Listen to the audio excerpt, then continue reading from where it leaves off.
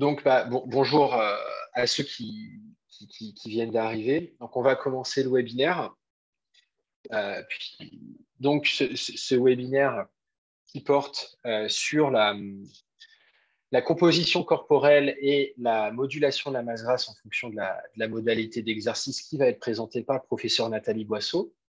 Donc, pour présenter le professeur rapidement, elle est professeure à l'Université de Clermont-Auvergne au sein du laboratoire AME2P, si je ne me trompe pas. Et ces sujets de recherche portent essentiellement en fait, sur les effets de l'exercice sur la composition corporelle. Et c'est ce qu'elle va nous présenter aujourd'hui, donc sur une présentation qui va durer environ 45 minutes. Vous pouvez poser vos questions dans le chat, on les reprendra à la fin. Puis cette présentation sera suivie par une présentation rapide d'une étude de cas qui nous a été transmise par un de nos collaborateurs et que je vais présenter ensuite. Donc, Nathalie, à toi quand tu veux. Eh bien, merci beaucoup, Étienne. Je vais faire un partage d'écran.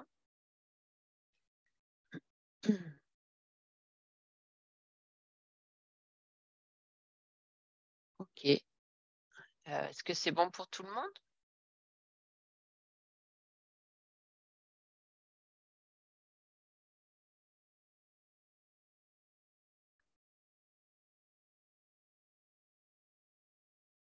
Eh bien, si c'est OK, on va commencer.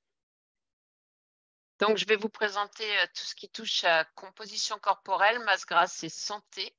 L'objectif, un petit peu, c'est de vous présenter des modalités d'exercice qui vont favoriser la perte de masse grasse et on le verra en particulier une perte de masse grasse qui se situe au niveau abdominal et viscéral. C'est la plus dangereuse pour la santé. Alors, évidemment, notre mode de vie actuel favorise la prise de poids. Si on compare un petit peu avec les périodes de nos ancêtres, comme la période paléolithique, donc il y a à peu près 20 000 ans, ça nous fait 350 générations d'écart quand même. On était sur ce qu'on appelle l'époque des chasseurs-cueilleurs, où on se devait en fait de bouger toute la journée. Et ce n'était pas un choix, c'était une obligation si on voulait rester en vie, puisque l'idée c'était de trouver à la fois sa nourriture.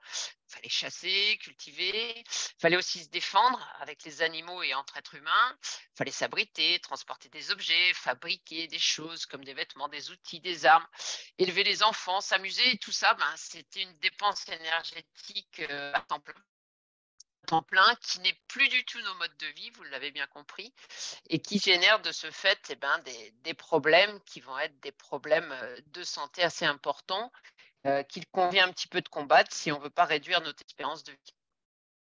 Alors l'homme, il est extrêmement fait pour courir en fait. Quand on regarde ses capacités à courir et courir très longtemps, en fait, on constate qu'il n'y a pas un seul animal qui va plus vite que nous sur une durée de 42 km. C'est quand même incroyable, parce qu'on a en tête des animaux comme des antilopes ou autres. Mais non, l'antilope, elle fatigue plus vite que nous, et ce qui fait que sur une moyenne de 42 km, on finit par atteindre des vitesses moyennes qui sont supérieures. Alors, il y aurait peut-être qu'un seul animal qui serait apte à courir plus vite que nous, c'est le chien, le husky. Mais il a un problème de thermorégulation. Et comme il conserve un petit peu sa chaleur, au bout d'un moment, il n'arrive plus, de par sa thermorégulation, à suffire à ses besoins énergétiques, donc il s'arrête. Donc en fait, on est les meilleurs. Voilà, il faut retenir ça. Donc nous sommes des machines pour courir très longtemps et on a, contrairement aux animaux, la capacité à supporter la chaleur parce que nous, on transpire. On a cette capacité de sudation. Et quand on regarde un chien, par exemple, quand il a trop chaud, il va haleter parce que c'est le seul moyen pour lui d'évacuer la chaleur par la bouche. Il ne va pas transpirer. Et le problème de ces animaux, même ceux qui courent très vite, c'est que s'ils ne transpirent pas, le fait d'emmagasiner de la chaleur va bloquer les réactions métaboliques. On n'est plus capable de produire de l'ATP, on est obligé de s'arrêter. C'est grâce à ça en fait que l'espèce humaine a perduré et qu'elle a eu son règne sur l'animal, parce que quand on chassait l'animal, on finissait par l'avoir à l'usure, par épuisement, et non pas un épuisement musculaire ou autre, ce n'est pas une fatigue musculaire, mais c'est un problème d'hyperthermie. Donc l'animal montait en température, à un moment donné, il ne pouvait plus, il s'arrêtait, et puis l'humain venait le cueillir, entre guillemets. Il y a 3 animaux en fait, qui sont capables, 3 mammifères qui sont capables de transpirer, c'est l'âne, le cheval et le dromadaire. Mais là aussi, on finit par être meilleur qu'eux sur des distances plus longues. Donc, tout confondu, l'être humain, il est non seulement fait pour courir, mais il est le meilleur. Nathalie, je te coupe 2 secondes. En fait, apparemment, il y a des gens qui nous font remonter des problèmes de son. Je sais pas si Ah, il y a un problème avec ton micro. Je suis désolé. ouais, ouais, je suis désolée aussi. C'est peut-être un problème de réseau dans ces cas-là, parce que j'ai pas de signe apparent de défaillance. Euh, non, j'ai un signal qui est bon de mon côté. Je sais pas si j'ai pris un micro exprès pour pouvoir être plus audible. Est-ce que c'est défectueux là encore? Alors, en fait, alors peut-être que c'est ce qui se passe, c'est que Zoom en fait a tendance à régler un peu le son. Il y a des fois on va t'entendre de loin, mais ça reste normal. Puis ça revient, donc peut-être qu'il gère tout seul. Et j'ai l'impression que c'est peut-être le réseau effectivement, parce que il y a des gens qui nous disent que ça va, chez d'autres chez qui ça fonctionne mal. Donc Ah, on va alors du voir. coup, Peut-être que c'est possible que ça vienne pas de chez hmm, moi. Alors si pour certains ça passe bien. Ouais. Bon, je poursuis. Peut-être je parle un brin oui, moins vite. oui, Je sais pas. non, mais oui, on va essayer comme ça. Puis après, de toute façon, pour les gens qui auront peut-être un peu plus de mal à entendre, de toute façon, vous pouvez retrouver le webinaire en replay au cas où il y a des choses qui ont été mal entendues, etc. Vous pouvez retrouver toutes les informations facilement, ça, il n'y aura pas de problème. Ok, ça marche. Si ça venait à empirer, n'hésite pas à me le dire, Étienne. Alors, nos chasseurs-cueilleurs, là, qui sont faits pour courir, eh bien, ils ont mal évolué, je dirais. Ça a commencé avec l'agriculture et l'élevage. Alors, je dis pas que ça, c'est pas bon, mais le problème, c'est que ça va changer la donne, puisqu'il y aura moins besoin de courir et de courir, du coup, après la nourriture. Et il va y avoir un début de sédentarité et qui va être accentué avec, évidemment, le monde industriel après. Donc, on constate en fait, quand on regarde le génome de l'être humain maintenant comparé à il y a 10 000 ans, qu'on n'a pas énormément changé au niveau de nos gènes. Mais en fait, c'est notre environnement et notre façon de vivre qui a changé, puisqu'on est maintenant dans un monde qu'on va dire auto-assisté. Hein, il y a des escalators au lieu des escaliers, il y a la voiture au lieu d'aller marcher, il y a il y a les commerces au lieu de courir après la nourriture. Et tout ça fait qu'à un moment donné, bien, la dépense énergétique, elle est de plus en plus basse et qu'on va faire naître donc les maladies qu'on appelle de civilisation, qui vont être des maladies métaboliques, diabète, obésité, les maladies cardiovasculaires, les cancers, et j'en passe. Donc, si on regarde un petit peu les gabarits, quand on compare nos ancêtres à nous-mêmes, les premiers coureurs, hein, les Homo erectus, faisaient en moyenne 1,50 m, 1,65 m, donc plus petits que nous, pour un poids de 45 à 55 kg. Quand on regarde un petit peu plus près, dans les Homo sapiens, c'est en particulier le Cro-Magnon, on arrive déjà à ce moment-là, ça fait 35 000 ans pourtant, hein, à nos tailles actuelles, puisque l'homme de Cro-Magnon se situe entre 1,70 m à 2 m pour l'homme. Et par contre, quand on regarde le poids, eh bien, il est plus faible que nos poids actuels, puisqu'il se situe à 65-70 kg. Donc, on voit bien que s'il y a eu une augmentation progressive de la taille, en fait, elle n'a pas changé depuis 35 000 ans, mais que par contre, le poids tend à augmenter et c'est ça qui va générer les problèmes et les maladies donc, dites de civilisation. Donc, l'évolution plus récente du poids, vous l'avez à travers ces images. Hein. C'est-à-dire qu'à un moment donné, pour une taille similaire, on va avoir une augmentation du poids, mais surtout de la masse grasse. Ce n'est pas forcément la masse musculaire qui s'est développée quand on est moins actif. Hein. Et on tend sur des surcharges qui poussent au surpoids puis à l'obésité, qu'on définira tout à l'heure. Donc, si on regarde un petit peu cette tendance, donc on est passé en gros de 17 km par jour, hein, au temps de nos ancêtres, là que je vous mentionnais tout à l'heure, à maintenant autour de 2,4 km par jour. Donc, ça fait une grosse différence. Et on a beaucoup de mal à suivre les recommandations d'activité physique. Hein. Je vous rappelle que la recommandation, c'est d'avoir au moins une activité modérée intense pendant 30 minutes par jour, au moins 5 fois par semaine. Donc, on est loin de ça. On est sur un Homo sedentarus, je dirais maintenant, qui bouge peu et qui non seulement, au-delà de l'activité physique par elle-même, va rester des heures assis ou allongé. C'est ce qu'on appelle donc le temps de sédentarité. Il ne devrait pas excéder 7-8 heures par jour. Et avec maintenant de nombreuses professions qui nous poussent à être assis, comme en ce moment, hein, eh bien, on est sur des temps de sédentarité qui vont dépasser 9, 10, 11, 12, 13 heures, voilà, qui vont devenir extrêmement importants, où la dépense énergétique va être extrêmement limitée. Alors, les deux sont importants pour combattre les maladies dites de civilisation, le temps de sédentarité et le temps d'activité physique ou d'inactivité physique. Donc, vous voyez sur ce schéma qu'on a en bas en vert le nombre de minutes d'activité par jour, donc de 60 à 75 qui serait au-dessus des recommandations. 50 à 65 également, 25 à 35 qui seraient en gros les recommandations, et puis moins que des recommandations, c'est-à-dire quasi rien. Et en noir, juste au-dessus, vous avez les temps où vous allez rester assis, donc inférieur à 4 heures jusqu'à supérieur à 8 heures.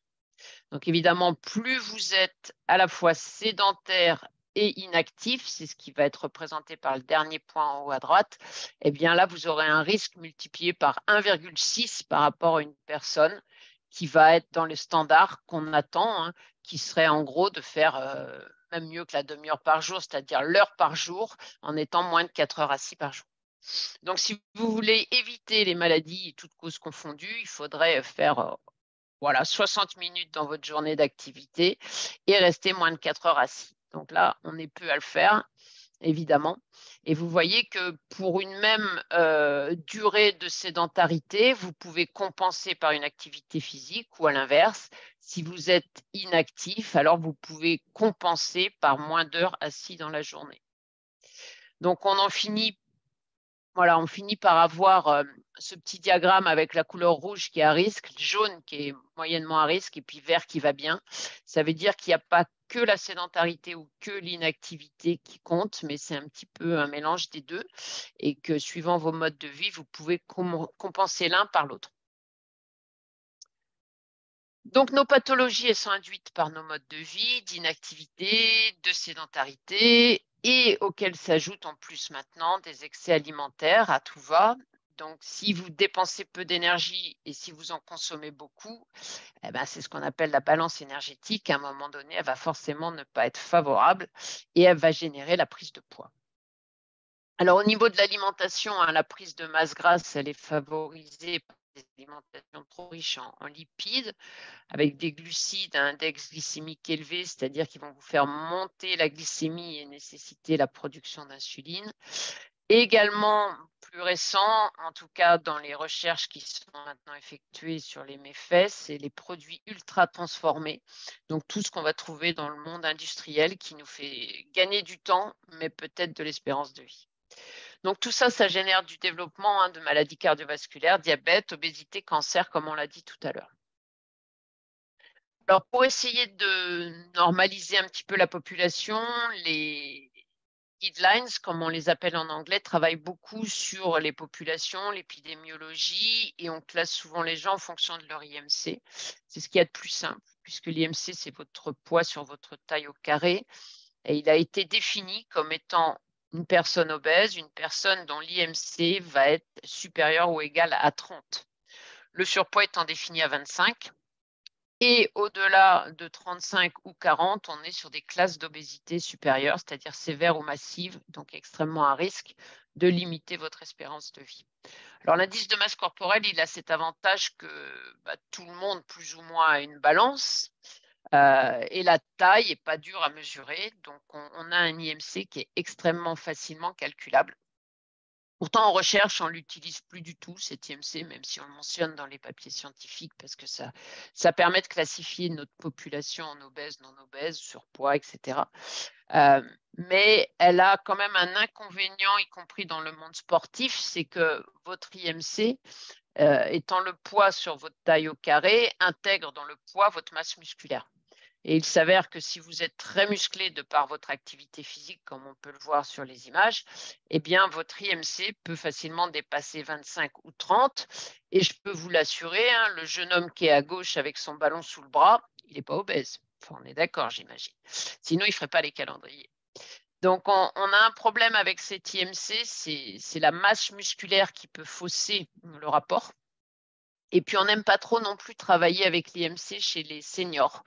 Alors, pourquoi? Parce qu'il y a moins de pertinence à utiliser l'IMC qui n'est pas corrélé en fait au risque de mortalité après un certain âge, et en particulier donc après 70. Donc, l'IMC, on le prend, mais voilà, ça a un intérêt extrêmement limité. Ce qui va être intéressant, c'est vraiment de déterminer une composition corporelle, puisque le poids n'est pas un bon indicateur de santé. Ce qui va nous intéresser, c'est de regarder à l'intérieur du poids ce qu'il contient. Ce qu'il contient, c'est de la masse grasse et de la masse non grasse. Donc, on a l'obligation très vite, quand on s'intéresse à un suivi diététique, à de la recherche, à un suivi d'entraînement, de regarder un petit peu cette composition corporelle et de dissocier. Alors, le plus simple, c'est de passer sur des modèles à 2 compartiments ou à 3 compartiments. Donc, quand il est à 2, vous dissociez le poids en masse grasse, masse non grasse. On qualifie souvent de masse maigre. À 3 compartiments, vous intégrez les os. Donc, ce 3 compartiments est souvent fait avec des outils comme la DEXA, donc qui est quand même un outil un peu plus onéreux et qui nécessite une collaboration avec des cliniques ou CHU, puisque l'outil est extrêmement cher. Mais il est également intéressant chez les personnes vieillissantes qui souffrent d'ostéoporose pour voir un petit peu où en est l'os. Mais sinon, le modèle à 2 compartiments est largement plus simple puisqu'il peut être utilisé grâce à des plis cutanés avec de l'impédance, voilà, avec plein d'outils beaucoup plus simples qu'on peut avoir dans les cabinets ou dans les salles de sport ou dans les clubs pour suivre un petit peu les athlètes ou les personnes qu'on pourrait entraîner en APA, en activité physique adaptée. Alors, je ne vous parle pas des modèles à 4 et 5 compartiments qui sont voilà, la formule tout à fait idéale qu'on pourrait imaginer et calculer, mais qui n'est jamais réalisée. Hein. On s'arrête toujours aux 3 compartiments. Alors, les méfaits de cette masse grasse, ils sont bien connus, puisque plus votre masse grasse augmente, plus les maladies, toutes causes confondues, apparaissent. Donc, il y a un réel intérêt à lutter non pas contre le poids, mais à lutter contre la masse grasse. On a également une corrélation malheureusement très bonne entre le développement de la masse grasse et certains cancers qui sont cités là. Hein. Donc, il y a des cancers de partout, vous voyez sur l'image. Ils sont très fortement corrélés. Et si on arrive à diminuer la masse grasse, on diminue fortement le risque de cancer. Donc, quand on regarde un petit peu la masse grasse, il faut également s'intéresser à sa distribution, c'est-à-dire sa répartition dans l'organisme. Il y a des masses grasses beaucoup moins dangereuses que d'autres. Celles qui sont les plus dangereuses sont celles qui vont produire des marqueurs inflammatoires et générer derrière du stress oxydant, générer de l'insulinorésistance. Donc, ceux-là sont liés aux pathologies métaboliques.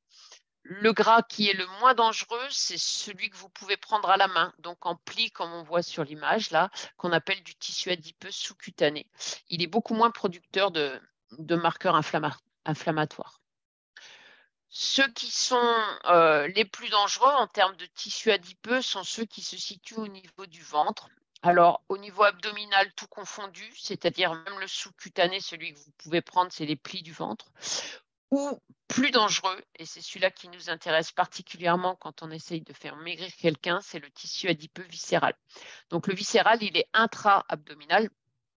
Et de ce fait-là, vous ne pouvez pas le prendre en pli cutané. Les graisses s'intègrent en fait à l'intérieur des tissus, comme vous le voyez sur l'image en jaune, mais plutôt donc entre les viscères. Et c'est bien pour ça qu'on l'appelle le tissu adipeux viscéral. Et lui, il est très corrélé aux maladies et donc à une espérance de vie limitée. Donc là, on regarde les 2 images en haut et en bas. On voit que le jaune qui représente la graisse, c'est plus important chez la personne en bas. Et quand on regarde ce que ça génère, on voit qu'au niveau du foie, du cœur, du muscle, du rein et du pancréas, vous avez des graisses qu'on appelle ectopiques, c'est-à-dire des graisses qui vont constituer les tissus et qui génèrent les pathologies. Alors que quelqu'un qui aurait peu de graisse abdominale comme au-dessus, les organes à côté sont sains. Donc, on a une réelle évolution négative de nos morphotypes, puisque quand on regarde, ça c'est une étude OBP en 2012, l'évolution entre 1997 et 2012 chez la femme ou chez l'homme, on voit que le tour de taille augmente de façon extrêmement importante. Ça veut dire que plus les générations passent, plus on a une accumulation de masse grasse abdominale et viscérale, et que plus on est à risque de maladies cardiovasculaires, diabète, obésité et autres. Donc là, vous avez un exemple avec une femme. Donc là, c'est fait avec du scanner, ce qu'on appelle de la tomographie assistée par ordinateur. Donc vous avez en blanc ce qui va être le tissu adipeux sous-cutané, c'est-à-dire celui qu'on peut prendre au pli des doigts. Et là, si on regarde les images et si on voit les personnes nues, la personne B aurait une graisse abdominale qui pendouille, donc beaucoup moins esthétique que le sujet A, qui aura un ventre qu'on appelle tendu. C'est les ventres un petit peu de femmes enceintes. Là, vous avez deux personnes qui sont avec des IMC donc de 23 ou 24, c'est-à-dire qu'on n'est même pas dans le surpoids. Par contre, quand on arrive à mesurer les graisses intra-abdominales, donc viscérales, en noir, on se rend compte que le sujet A, il en a beaucoup plus que le sujet B. Et en fait, le plus à risque des deux de générer des maladies cardiovasculaires, c'est le sujet A. Alors qu'en maillot de bain, vous allez dire que le plus gras est le B. Comme quoi, elles sont très dangereuses, ces graisses viscérales, parce qu'elles ne sont pas visibles à l'œil nu. Donc, il y a un réel effet de l'âge sur l'accumulation des masses grasses abdominales et viscérales. Sort sur ton agenda. Pardon. C'est bon, je continue? Oui. OK. Donc, chez l'homme, vous allez avoir du ventre qui tend à se développer au-delà de 35-40 ans. Et chez la femme, c'est progressif et accentué souvent par les grossesses quand elles ont du mal à retrouver un poids pré-grossesse, pré-conception. Vous avez également un effet sexe, puisque les hommes et les femmes ne stockent pas la graisse au même endroit. On dit que la femme est plutôt poire à accumuler les graisses au niveau des hanches et des fesses, alors que l'homme est plutôt pomme, va accumuler donc au niveau abdominal. Et c'est pour ça que l'homme, en tout cas avant la soixantaine pour les femmes, est beaucoup plus à risque de développer des maladies cardiovasculaires. Mais la femme avec la ménopause va se retrouver dans le même cas puisqu'elle passe de la forme poire à la forme pomme. Autrement dit, elle a la distribution de sa masse grasse qui évolue un petit peu avec une prise de masse grasse au niveau abdominal avec l'âge, qui va la rendre aussi également très à risque de développer les maladies cardiovasculaires. Alors, comment agir avec tout ça? Deux possibilités. Quand on sent qu'on a pris de la masse grasse, qu'elle soit générale sur le corps entier ou abdominale viscérale, il faut limiter peut-être son alimentation en termes de kilocalories pour régénérer une balance énergétique négative. Alors, il ne faut pas forcément regarder que la quantité de kilocalories, il faut regarder aussi sur un plan quantitatif, mais qualitatif surtout. Donc, à savoir limiter les graisses saturées, limiter les glucides à index glycémique élevé, limiter l'alcool, et puis parallèlement à ça, essayer d'être plus actif. Alors, ça a été montré dans la littérature, ce qui est le plus efficace pour perdre durablement du gras, c'est à la fois d'associer des régimes alimentaires à de l'activité physique régulière, mais vraiment régulière et qui perdure dans le temps. Alors, c'est un petit peu l'objet de nos travaux sur le laboratoire AME2P. En ce qui me concerne, je travaille beaucoup sur les modalités d'effort qui vont permettre de diminuer cette masse grasse et en particulier au niveau intra-abdominal. Donc, on pourrait proposer des choses exotiques de ce type-là, mais ça ne durerait pas bien longtemps. Et c'est inadapté. Alors, je ne sais pas si certains connaissent les bureaux actifs, c'est-à-dire qu'on vous met un pédalier maintenant sous le bureau, on soulève un petit peu le bureau et on essaye parfois aussi de se lever. Donc, tout ça, ça peut être des moyens temporaires, mais le mieux, c'est quand même de quitter l'écran et d'aller courir et de marcher un petit peu plus dans la journée. Donc, on a des propositions plus adaptées que d'essayer de lier activité professionnelle et sport, mais bon, en même temps, s'il y a moyen, durant son activité professionnelle, d'être un peu plus actif, il faut le faire. Alors, il y a 2 éléments importants quand on propose des activités physiques en lien avec la perte de poids ou de masse grasse. C'est de jouer à la fois sur la durée de votre activité, mais également sur l'intensité de cette activité. Donc, il a été montré que toutes causes confondues, les meilleurs moyens pour limiter l'apparition des maladies, c'est d'augmenter la durée de votre activité physique. On le voit sur l'échelle ici qui est de 10 à 110. Mais également avec les 3 couleurs qui sont les niveaux d'activité. Donc, soit une activité modérée que vous avez en vert, une moyenne entre les deux qui est la rouge, et intensité élevée en bleu. Donc, quand vous êtes suffisamment courageux, je dirais, pour réaliser des efforts intenses, vous pouvez vous permettre de pratiquer moins sur une journée. Par contre, si vous faites des activités extrêmement légères en intensité, alors il faut augmenter la durée de l'activité pour essayer d'atteindre à peu près les mêmes niveaux d'efficacité. Donc ça, c'est l'influence sur la santé. Mais il a été montré la même chose sur la perte de masse grasse. Donc on a la nécessité là aussi de travailler soit sur des efforts moins intenses mais très longs, ou soit travailler de façon plus courte sur des efforts intenses, et c'est ce que je vais vous présenter maintenant. Donc, on travaille, nous, en lien avec le monde des APA, donc en STAPS, unité de formation et de recherche en sciences et techniques des activités physiques et sportives. On forme des étudiants en APA, c'est l'activité physique adaptée. Donc, on adapte la prescription d'activité physique aux pathologies. Et quand cela s'adresse à des sujets obèses ou en surpoids, on essaye de diminuer le gras, donc la masse adipeuse, mais on essaye également de maintenir, voire d'augmenter la masse musculaire, puisqu'on sait que la masse musculaire, elle est aussi corrélée à l'espérance de vie. Donc, quand on favorise la prise de masse musculaire, parfois on augmente le poids du sujet. Et c'est bien pour ça que je vous disais tout à l'heure que le poids est un très mauvais indicateur, puisque chez des gens qu'on va prendre en charge, il est possible parfois qu'après 3-4 mois d'entraînement, il n'y ait pas de perte de poids.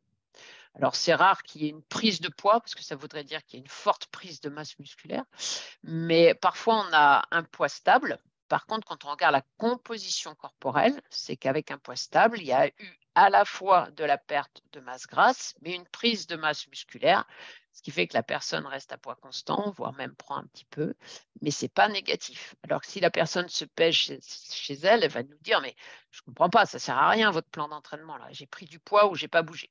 Donc voilà, la composition corporelle est primordiale parce que prendre du muscle, c'est plutôt positif. Alors que de ne pas perdre de masse grasse, là, par l'activité physique, ce serait gênant, en effet. Alors, la première des propositions, par tous les guidelines, qu'ils soient européens ou américains, c'est souvent de proposer des activités qu'on qualifie d'endurance. Alors, le terme n'est pas très bien choisi sur un plan scientifique. En tout cas, on évite ce terme. On parle plutôt d'efforts de type aérobie, c'est-à-dire qui développent les voies en lien avec la consommation d'oxygène. Donc, grâce à cette consommation d'oxygène, vous allez dégrader des substrats que sont les glucides ou les lipides. Les protéines ne sont normalement pas là pour jouer ce rôle-là, mais interviennent quand il y a besoin en cas de pénurie.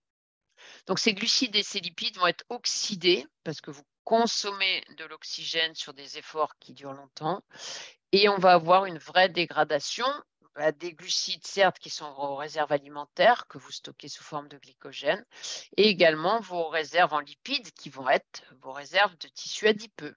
Donc, ça peut être intéressant de perdre du gras à travers ces efforts.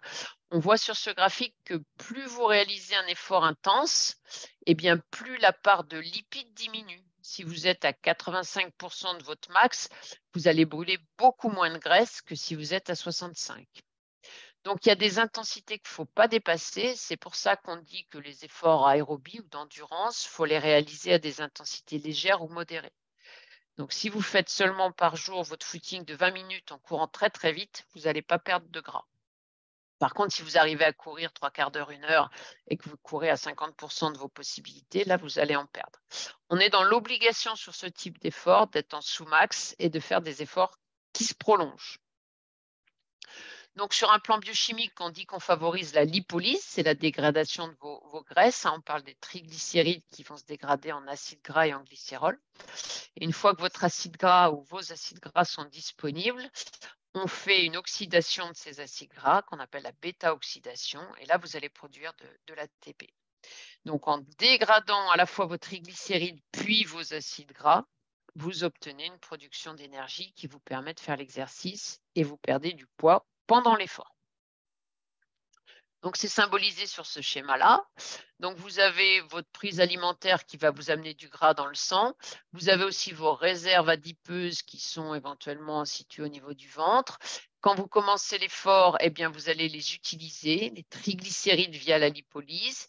Vos acides gras, vous venez de les manger. Ça vous fait des réserves en acyle-CoA. Eh bien, si vous êtes à l'effort, on oublie le stockage qui est là. On passe sur l'utilisation. Et vous allez avoir une augmentation par bêta-oxydation de certains composés qu'on appelle les acétyl-CoA qui vont être dégradés pour produire l'ATP. Donc évidemment, plus l'activité dure dans le temps, et bien plus vos réserves en gras vont diminuer. C'est comptable, c'est juste une notion de balance. Donc il y a eu pas mal de publications de fait sur ce type d'effort et pour montrer et prouver que ça fonctionne bien. Il y a même des publications comme celle-ci qui ont pu montrer qu'il y a des intensités personnalisées qui nous permettent d'obtenir une dégradation maximale de ces acides gras.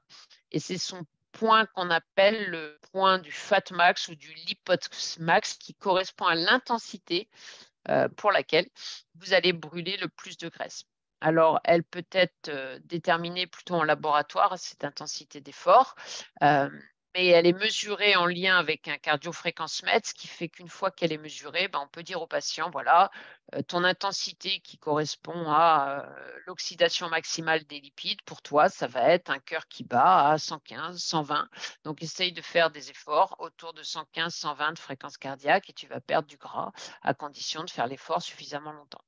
Donc, on peut donner des zones cibles comme ça en lien avec la fréquence cardiaque. Vous avez deux exemples ici, un homme de 35 ans. Donc, vous avez l'utilisation des lipides en trait noir et en pointillé ou en plus clair pour les glucides. Donc, on fait pédaler sur un vélo le sujet à des intensités progressivement croissantes et plus l'intensité augmente, moins on brûle de graisse. Et comme on brûle moins de graisse, on utilise plus les glucides.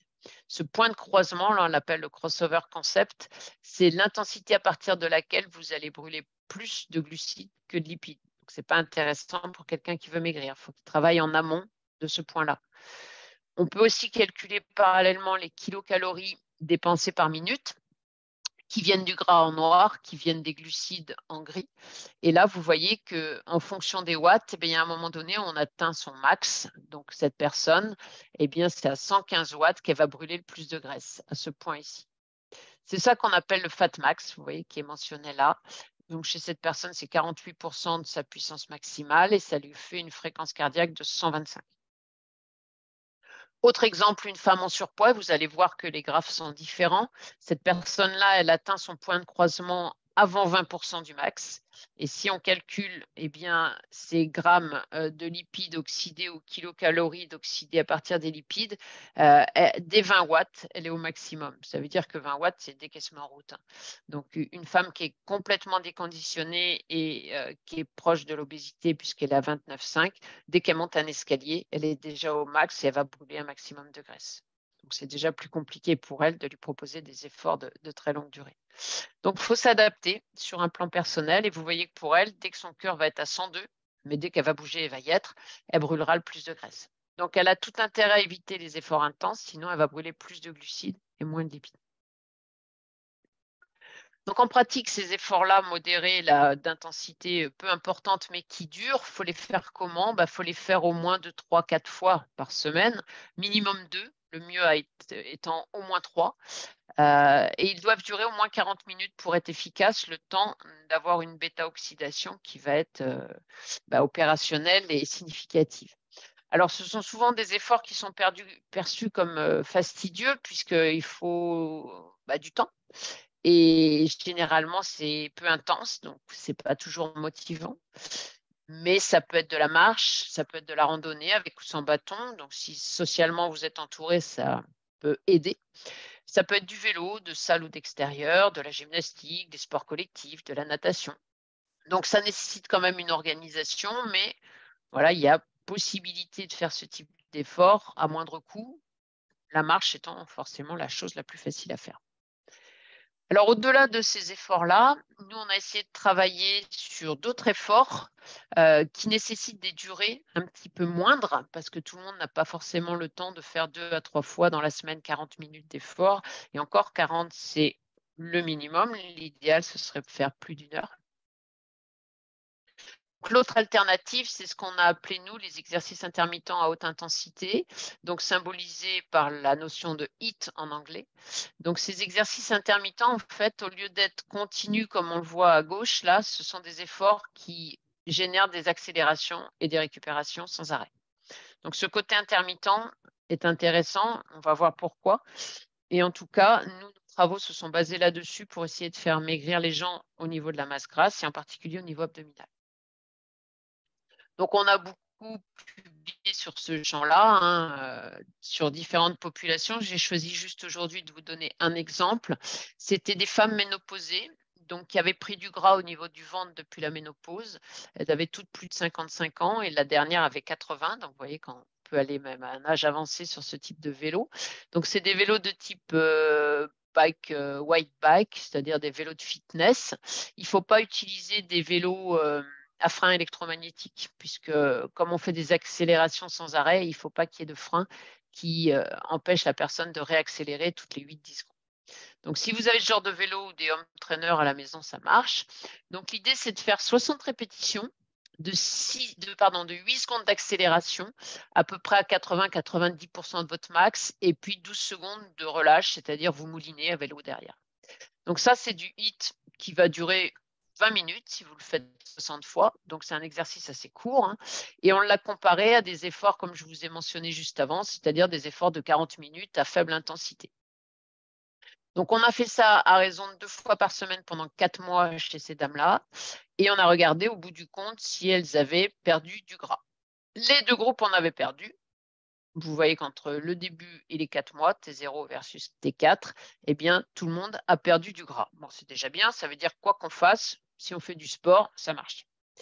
Par contre, ce qui était intéressant, c'est après, c'est de regarder la masse grasse, mais cette fois au niveau abdominal. Le groupe qui avait donc réalisé cet effort de 40 minutes 2 fois par semaine a peu perdu en masse abdominale. C'était pas significatif sur un plan statistique. Alors que ceux qui avaient fait les exercices intermittents ont perdu beaucoup plus. Et là, c'était statistiquement significatif. On est allé voir également, en utilisant du scanner, la masse grasse viscérale. Et là, eh bien, on a vu un résultat super intéressant de l'intermittent, puisqu'on arrivait à perdre, pour certains, jusqu'à presque 20-25% de cette masse grasse viscérale en 4 mois. Alors, ils pouvaient reprendre du poids assez vite derrière. Ça voudrait dire que ça marche. Ça marche si on continue à réaliser ce type d'effort dans le temps. Alors, pourquoi ça marche? Eh bien, je vous ai dit tout à l'heure que si on fait des efforts qui augmentent en intensité, au bout d'un moment, l'utilisation des lipides diminue et qu'on utilise plus de graisse à 65% du max qu'à 85%. Et là, je vous dis que les efforts intermittents sont des efforts de 80 à 100% du max. Alors, ça paraît contradictoire. Ça ne l'est pas, puisqu'au final, ce qui va se passer, c'est la chose suivante, c'est qu'on a dit tout à l'heure que quand on avait des réserves en gras et qu'on stimulait les choses par l'exercice, on stimule la lipolyse. C'est la première petite étape, c'est nos triglycérides là, qui sont transformés en acides gras. Par contre, quand l'intensité de l'effort est trop importante, on n'est pas capable de faire la deuxième étape qui est la bêta-oxydation. Donc, quand on fait des efforts intermittents, et c'est ça qu'il faut comprendre, vous n'allez pas maigrir pendant l'effort. C'est impossible puisqu'on demande trop d'énergie d'un coup et qu'on ne peut passer que par les glucides pour avoir de l'énergie rapidement.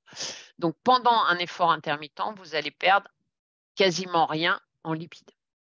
Par contre, ce qui se passe, c'est en récupération. Une fois que vous avez mobilisé votre acyle-CoA et qu'il y en a beaucoup dans le sang, eh bien, en récupération, vous allez consommer plus d'oxygène, dégrader par la bêta-oxydation tous ces acyl-CoA qui sont disponibles et vous allez oxyder vos graisses pendant votre période de récupération. Donc, on maigrit cette fois après l'effort. On dit en rigolant souvent qu'on maigrit sous la douche. Donc, c'est une adaptation du corps. Hein. Vous avez utilisé vos glucides à l'effort, mais pour les épargner en récupération, eh bien, vous allez utiliser vos graisses durant la récupération. Et c'est à ce moment-là, quand vous réitérez ce type d'effort régulièrement, que vous allez finir par perdre du poids et apparemment, d'après nos travaux, plus de masse grasse abdominale et viscérale, ce qui est donc tout à fait bénéfique pour la santé. Donc, on en arrive à la fin, hein, c'est assez résumé, mais qu'est-ce qu'on peut retenir aujourd'hui dans ces 45 minutes? Eh bien, que l'homme est fait pour bouger, donc j'espère que vous n'en doutez plus. Bouger et manger raisonnablement, ça va un peu ensemble. Que l'inactivité physique et la sédentarité, c'est complètement à éviter parce que ça déclenche les maladies de civilisation. Que le poids n'est pas un bon indicateur de santé, qu'il faut aller voir plus loin la composition corporelle, donc la masse grasse en particulier, et si on veut cibler un peu plus, la masse grasse au niveau abdominal, voire intra-abdominal, celle qu'on appelle la viscérale, parce que c'est beaucoup plus corrélé au risque de maladies cardiovasculaires et cancer.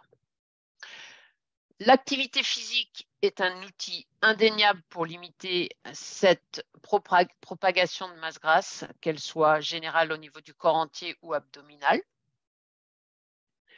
Que différentes modalités d'effort sont possibles, qu'on peut faire du continu d'intensité modérée, qu'on peut faire du HIIT. Je ne vous ai pas présenté aussi là du renforcement musculaire, mais on pourrait aussi le proposer. Donc, toutes ces modalités sont bénéfiques, interchangeables. Elles doivent être personnalisées en fonction des choix de la personne, de ses préférences, du coût, de la disponibilité. Donc, tout ça, c'est à voir, mais avec un petit focus sur le HIIT qui pourrait être très bénéfique pour diminuer la masse grasse abdominale et viscérale. Donc, on peut avoir besoin d'activités physiques adaptées. On a maintenant le sport sur ordonnance. Donc, les gens en surpoids, obésité peuvent aller voir leur généraliste et demander une ordonnance pour aller réaliser dans les maisons de santé ou autres une activité physique qui va être adaptée à leurs besoins pour changer leur composition corporelle. Enfin, le meilleur médicament, hein, ça reste en préventif et en curatif de bien manger et surtout de bouger très régulièrement dans la journée en évitant les positions assises, ça vous l'aurez compris. Alors, si vous n'êtes pas du style à bouger et que vous n'aimez pas ça du tout, comme vous avez le petit dessin de Gueuluc ici, si je devais vraiment rouler à mon rythme, je ne roulerais pas. Il y a quand même des solutions, puisqu'il a été montré en 2022 que même si vous arrivez à faire que 3 à 5 minutes d'effort intense par contre, hein, intense par jour, ce sera bénéfique pour limiter la survenue de certains risques cardiovasculaires qui peuvent être des infarctus, qui peuvent être des AVC, qui peuvent être ce genre de pathologie. Donc, il faut bouger, mais sur des efforts intenses. C'est ce qu'on appelle, nous, dans le jargon, c'est un terme à la mode, l'exercise snacks. Donc, plutôt que de faire un snack qui va être une collation alimentaire, vous avez 3 minutes, vous avez 4 minutes, et bien, vous faites une activité un peu plus intense. Voilà. Et si vous arrivez à faire ça quelques fois dans la journée, même si vous n'arrivez pas à faire 30, 40, 50 minutes par jour, ce sera déjà bien bénéfique. Voilà, je vous remercie de votre attention. Et puis, je suis ouverte à vos questions. Merci Nathalie. Donc, avant de passer aux questions, je vais illustrer les propos justement avec une étude de cas de perte de masse grasse utilisant la bioimpédance-métrie. Donc, je vais partager mon écran.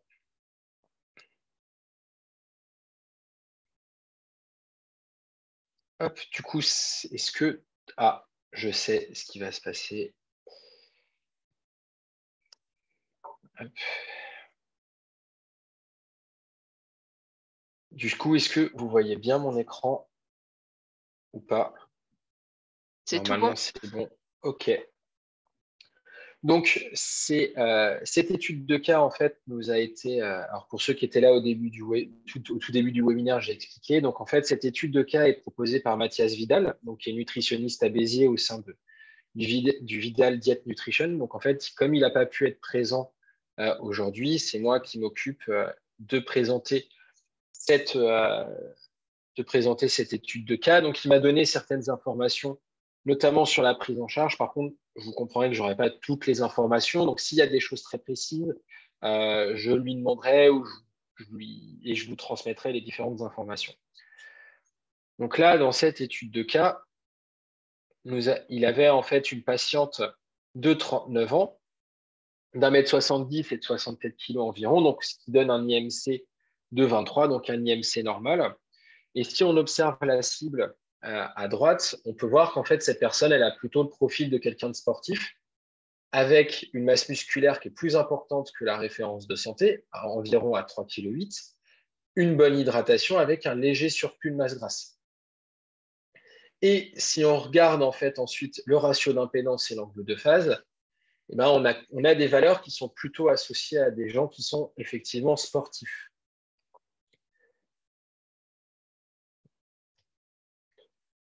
Au niveau des chiffres, donc la masse grasse, en fait, elle avait une masse grasse d'environ 26%, ce qui donnait 2,05 kg par rapport à sa référence, et une masse musculaire squelettique de 26,4 kg environ. Et on peut voir ici, si on regarde en fait le rapport de cette masse musculaire squelettique sur la masse hors graisse, que celui-ci en fait est assez élevé, qui confirme qu'en fait cette personne elle possède une bonne masse musculaire par rapport à son poids total. Et donc en fait, ce qui confirme qu'elle est sportive. Et notamment, cette bonne masse musculaire squelettique n'est pas liée par exemple à une surhydratation, qui était déjà montré par la référence estimée, mais on voit qu'en fait, même elle est légèrement déshydratée au moment de la mesure, mais qu'elle conserve un bon équilibre hydrique. Et un autre moyen de le confirmer aussi, c'est que la masse sèche en graisse reste très importante, ce qui confirme qu'elle a plus de protéines que sa référence. Au niveau de la prise en charge, donc cette personne, en fait, elle réalisait dans sa vie en fait, des séances de type HIIT en salle de sport, donc qui sont généralement des séances mêlant en fait du renforcement musculaire avec des charges qui sont plutôt légères, mais qui vont être sur, par exemple, des intervalles de 30 secondes d'effort très intense et 30 secondes de repos.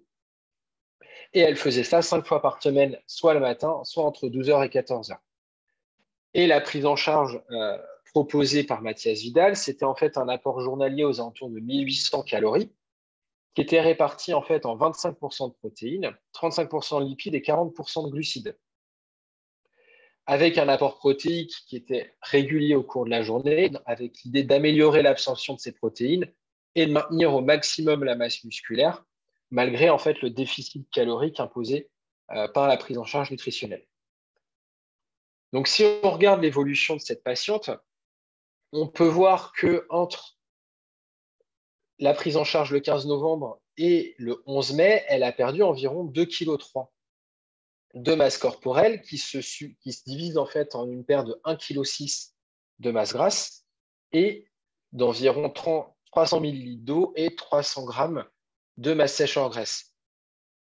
Vous pouvez remarquer qu'entre le 16 février et le 14 mars, il y a quand même une perte assez rapide de masse corporelle, donc 2,8 kg de masse corporelle, qui se divise en une perte d'environ 1,8 kg de masse grasse et d'1 kg de masse sèche en graisse. Donc, et Mathias Vidal, en fait, m'a expliqué que durant ce mois-là, cette patiente est tombée malade, était un peu alitée, et qu'en fait, le déficit calorique couplé à la maladie a entraîné en fait une perte de masse sèche et de masse grasse beaucoup trop rapide pour la patiente.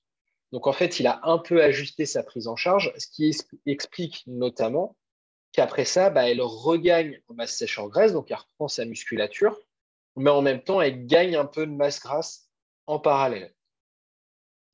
Et au final, si on regarde effectivement cette patiente 11 mai 2023, on voit qu'elle a perdu effectivement ses 2,3 kg, ce qui fait qu'elle est passée à un surplus de 900 g de masse grasse par rapport aux références de santé et qu'elle a réussi à maintenir sa masse musculaire et son volume hydrique. Ce qui est intéressant aussi, c'est si vous observez le ratio d'impédance et l'angle de phase, c'est que ceux-ci n'ont pas changé. Et ça veut dire qu'en fait, elle a réussi à maintenir son état de santé parce qu'en fait, à 5 séances de HIIT par semaine, avec un déficit calorique, on pourrait penser que ça pourrait induire en fait un état un surplus de fatigue et donc un éventuel état de surentraînement. Et en fait, on voit que la diminution, l'absence de changement au niveau de l'angle de phase et du ratio impédance, en fait, n'a pas changé son état de santé et potentiellement qu'il n'y a pas de surentraînement. Si on observe au niveau de la masse grasse, en fait, cette personne est passée aux alentours de 25%. Elle a réussi à maintenir sa masse musculaire squelettique. Et on le voit qu'en fait, même si elle a une légère baisse de masse musculaire squelettique, et ben en fait, si on regarde au niveau du rapport sur la masse en graisse, en fait, celui-ci, il n'a quasiment pas bougé.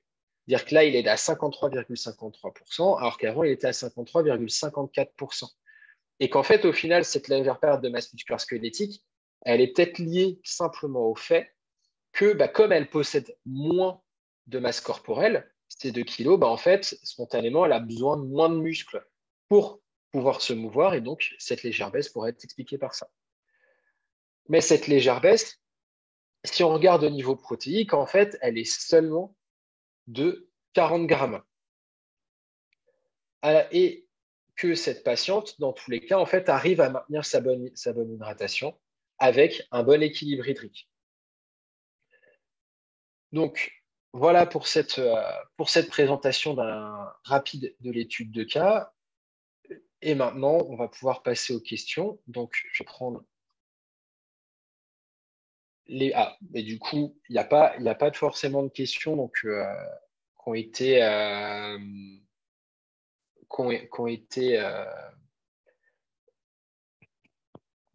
posées. Mais du coup, moi, j'en avais une première. Alors, je réponds juste à une remarque pour Kakibou.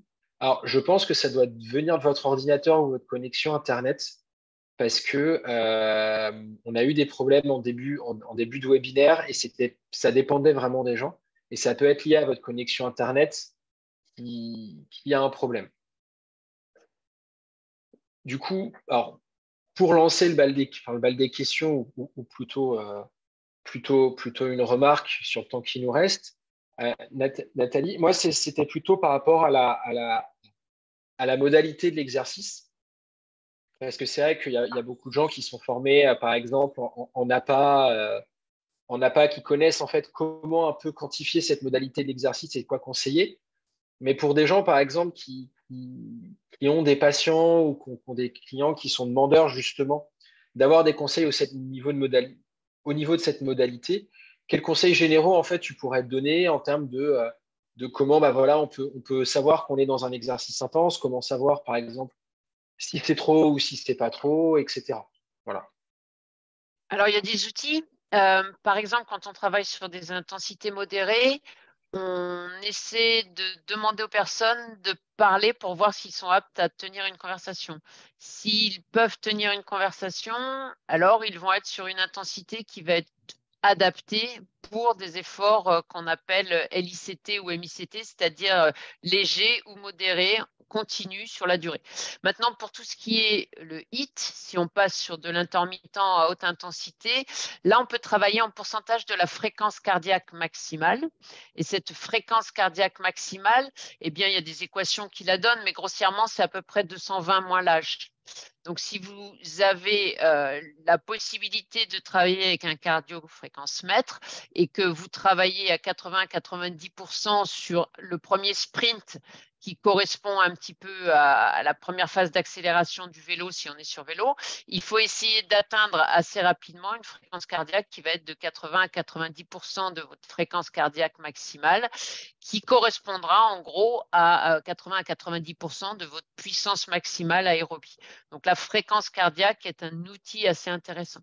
Après, si on n'a pas ces outils-là à disposition, dire aux gens que globalement, ils doivent être à 80% du max, c'est en gros se dire qu'ils vont être sur l'accélération qu'ils font à vélo ou l'accélération s'ils sont sur un tapis roulant ou en natation, d'être proche du max, mais pour tenir un nombre de fois suffisant que pour ne pas s'arrêter avant la fin. Donc souvent à l'usage, première fois ou deuxième fois, ils peuvent ne pas atteindre la fin de l'exercice. Et puis au bout d'un moment, ils arrivent à taquiner ce pourcentage de 80-90% sans même utiliser un cardio-fréquence-mètre. Ok. Et sur des personnes, par exemple, qui auraient qu'auraient des sensations de dyspnée, donc d'essoufflement très rapide. Est-ce que l'utilisation, par exemple, de poids sur une quantification par rapport à leur poids maximal, par exemple, ça peut aussi être intéressant. Par exemple, Alors, un exemple, ça pourrait être 30 secondes à 70% du poids maximum. alors, sur le vélo, on ne le fait pas puisque comme c'est un sport porté, généralement, le poids, ça a moins de sens. C'est plus utilisé le rapport au poids quand on est sur des charges à porter ou éventuellement de réguler une vitesse si on marche ou si on court que sur le vélo. Ouais, c'est ce que je pensais. Je pensais justement, par exemple, aux gens qui auraient des gens qui font du sport en salle de sport, Ouais. qui ne vont pas forcément utiliser des vélos d'appartement ou qui ne vont pas aimer ça. C'était plus pour ça, savoir si c'était effectivement possible et comment on pouvait l'implémenter. Mais la fréquence cardiaque, ça reste quand même l'outil le plus simple. Et s'il y a des problèmes de dyspnée, à ce moment-là, sur l'intermittent, on fait des phases assez courtes. Là, je vous ai présenté du 8-12. On n'a pas le temps d'être en dyspnée sur 8. Si on mouline sur 12, normalement, ça redescend. Bon, ça va remonter très vite si on réitère. Mais généralement, même chez des gens asthmatiques, on arrive à faire du 8. Ouais, dans l'idée, on serait vraiment sur des sprints. En fait, des sprints très courts de 6-7 secondes où la personne, elle donne tout sur 6-7 secondes, quoi. Pas tout, parce que là, on serait sur du 100% et ils ne vont pas aller au bout. Ouais. On n'est pas sur ce qu'on appelle du SIT. SIT, c'est du supramaximal. On est sur du HIT. Ouais. Par contre, à haut niveau et pour l'entraînement, ben, on va augmenter les durées, c'est-à-dire on va passer, comme le cas concret que tu as cité là, sur du 30-30 ou sur de 1 minute, 1 minute 30, etc. On peut pousser plus loin, mais plus les gens sont déconditionnés, moi, je préfère réduire la phase de durée du sprint. Et du coup, session de 20 minutes, ça semble acceptable pour tout le monde. C'est assez facile à trouver quand même. Oui, je suis d'accord avec toi. Alors, du coup, il y a une question de Eladi Benamar qui demande, avec une fréquence genre HIIT, est-ce qu'on peut perdre de la graisse viscérale et si oui, après combien de temps? Alors, bah oui, le but du jeu, c'est quand même ça. Et ce qui a été montré chez nous, c'est que pour avoir des résultats bien significatifs, il faut 2 à 3 mois. Maintenant, 2 à 3 mois à raison de 2 à 3 séances par semaine de 20 minutes. Ce n'est pas non plus beaucoup. Mais on a aussi montré que si les gens, au bout de 2, 3, 4 mois, s'arrêtent, et s'arrêtent 6 mois, au bout de 6 mois, ils avaient tout repris. Enfin, ils avaient tout repris quand on les a analysés 6 mois plus tard, mais ils avaient peut-être repris avant. Ça veut dire que c'est efficace, mais comme tout, ça doit être entretenu et il faut poursuivre sur ces activités-là ou d'autres pour garder le résultat. Alors, pour les personnes… Ah, pardon. Oui. Ah, vas-y. Oui, j'ai vu la question de Vincent Oui. Carico. Donc, pour les personnes qui ne sont pas du tout sportifs, et c'est souvent à eux qu'on le propose, hein, s'ils sont en surpoids ou en obésité, c'est qu'à la base, ils ne devaient pas être super sportifs. Eh bien, on atteint beaucoup plus vite les intensités maximales, ce qui fait qu'on propose la même chose que quelqu'un qui est un peu plus sportif, sauf que quand on est à 80% du max, eh bien, la puissance qui va être développée sur le vélo, elle est beaucoup plus basse, tout simplement. Et chez notre mamie qui avait 80 ans, quand elle était à 80%, ben, pour vous, ça aurait représenté 20%, quoi. Mais elle était très, très vite à 80%. Donc, on est à 80% de son max à elle, et c'est ça qui est important. Voilà. Donc, ok, je voulais juste rebondir justement sur la partie graisse viscérale, parce qu'effectivement, un des moyens de mesurer la graisse viscérale, c'est via notamment le DEXA. Mais la bioimpédancemétrie ne permet pas de le faire. Mais du coup, comment on peut compléter en fait la mesure de bioimpédancemétrie sur la mesure de la masse grasse pour essayer, pas de quantifier directement, mais d'estimer une perte de masse grasse viscérale? Est-ce que tu penses que c'est possible? Alors, il y a deux choses. Il y a la masse grasse abdominale, qui est l'ensemble de l'abdomen. Après, si on veut cibler la masse grasse viscérale, même la DEXA ne le fait pas. C'est une estimation que fait l'outil. Mais le seul moyen d'estimer, enfin de mesurer, pas d'estimer justement la masse grasse viscérale, c'est le scanner ou l'IRM. Donc, évidemment, on ne le fait pas en routine, évidemment. Donc, quand on est sur du corps entier, qu'on utilise de l'impédance ou des plis cutanés, si on veut avoir une idée de ce qui se passe au niveau abdominal, nous, on combine avec le mètre ruban. C'est tout bête, mais ça va être un tour de taille ou un tour de hanche ou un tour de taille sur tour de hanche, puisque ce sont aussi des bons indicateurs corrélés aux maladies cardiovasculaires. Par contre, on est sur de l'estimation de la masse grasse abdominale totale. Et comme je vous disais tout à l'heure, on peut avoir une dame ou un monsieur avec une graisse abdominale très volumineuse, esthétiquement pas belle, comparé à quelqu'un qui va avoir un ventre tendu et qui paraîtra beaucoup plus svelte. Et au final, ce sera celui qui aura un ventre tendu qui aura peut-être le plus de masse grasse viscérale. Donc là, il n'y a pas trop de moyens, hein. Autant on peut mesurer un tour de taille, un tour de hanche et avoir une masse grasse totale par impédance ou pli cutané, voire même un DEXA. Après, pour aller voir en intra-abdominal, eh bien, c'est plus compliqué, mais on peut aussi avoir des marqueurs métaboliques, c'est-à-dire qu'on va faire des prises de sang et vous pouvez, avec votre patient, essayer de déterminer ses triglycérides, son cholestérol. Et généralement, cette masse grasse viscérale, elle est aussi très corrélée à des marqueurs inflammatoires, comme le TNF-alpha. Donc, si vous avez un bilan lipidique qui n'est pas bon, un bilan inflammatoire qui n'est pas bon et un taux de masse grasse qui est trop élevé, vous pouvez imaginer qu'il y a aussi beaucoup de masse grasse viscérale. D'accord. Etienne, bonjour. Mathias Vidal vient de se connecter. Donc, pour le remercier pour son étude de cas, l'idée, c'était de lui donner la parole et aussi qu'il nous présente un peu son nouvel outil. Bonjour tout le monde. Désolé de ne pas avoir pu être présent avant. C'est un peu compliqué. Effectivement, c'est moi qui ai fait passer l'étude de cas pour exploiter tout ça. J'espère que ça s'est bien passé. Donc, ouais, juste, c'est gentil Cédric de m'introduire. Juste dire que voilà, je suis diététicien nutritionniste aussi depuis 12 ans en libéral. Et ça fait un petit moment que je travaille sur un projet pour essayer de simplifier l'équilibre alimentaire. Et donc, on a créé le projet MAJU. Je ne sais pas si Cédric a eu l'occasion d'en parler avant. En fait, le projet, c'était d'essayer d'enlever un peu la charge mentale qui est liée à la pesée des aliments ou au comptage des calories pour les patients. Et en fait, on a essayé d'imaginer un outil qui permette de composer des repas parfaitement équilibrés et du coup, sans peser les aliments, sans compter les calories. Et c'est de là qu'est née la création du bol MAJU, qui est un peu une lunchbox, en fait, qui est compartimentée. Et en fait, la petite innovation de ce bol, c'est que du coup, les compartiments sont réglables, ce qui permet en fait d'ajuster les quantités de légumes, de féculents ou de protéines en fonction du profil et de l'objectif du patient.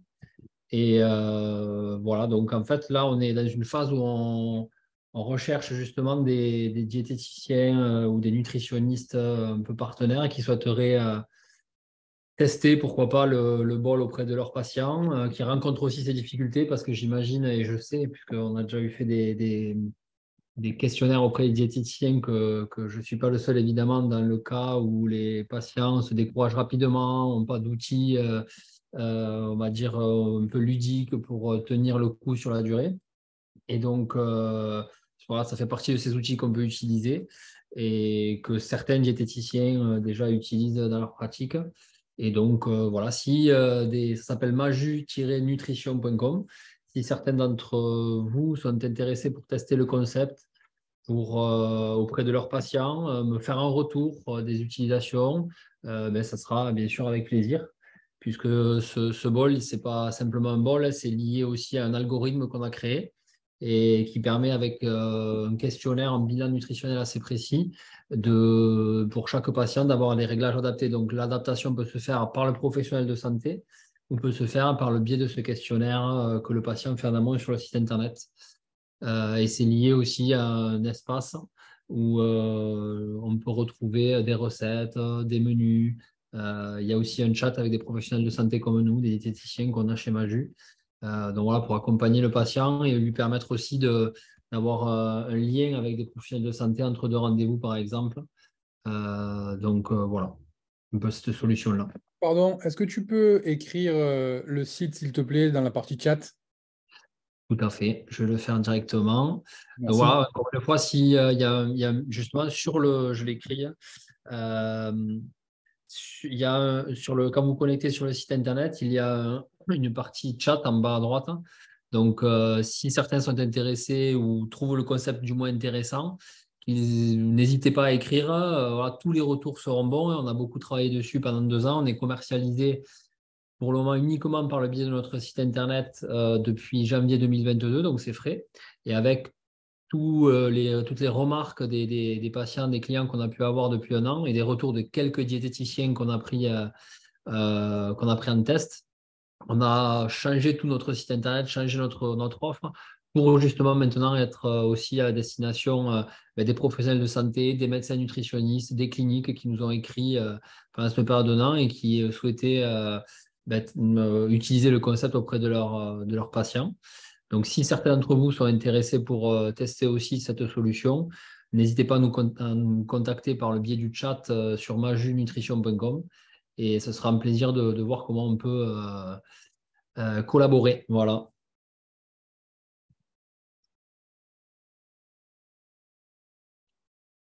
Merci beaucoup, Mathias. Donc, s'il n'y a pas forcément de questions, on va conclure ce webinaire. Juste avant de conclure totalement, donc, le prochain webinaire aura lieu le mardi 27 juin et aura lieu de 12h30 à 13h30 comme celui d'aujourd'hui et portera sur l'utilisation de la bioimpédance-métrie dans le suivi de la dénutrition. Et au cours de ce webinaire, on aura les interventions du docteur Nathalie Jacquelin-Ravel, donc, qui est médecin hospitalière à l'université de Lausanne, au centre hospitalier de Lausanne et pas à l'université, et qui s'occupe, en fait, qui suit des personnes notamment atteintes de cancer, et de Koussaï Fakhoudine, qui est diététicien nutritionniste au sein de l'hôpital Saint-Louis à Paris, où ils y présenteront tous les deux, en fait, leur utilisation du dispositif dans le suivi de la dénutrition.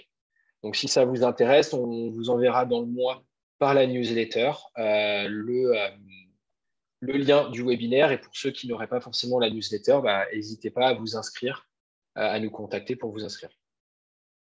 Sur ce, s'il n'y a pas d'autres questions, je vous souhaite une bonne journée, une bonne après-midi. Et merci beaucoup, Nathalie, pour ton intervention. C'était très, très intéressant. Merci à tous.